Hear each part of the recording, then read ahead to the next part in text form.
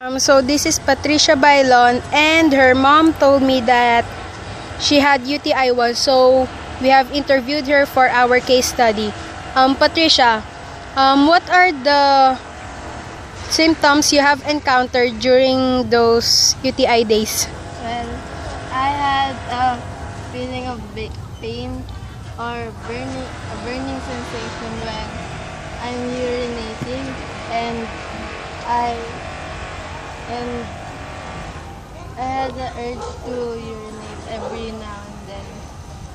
Okay, what do you think are the causative agents which led you to have UTI or urinary tract disease?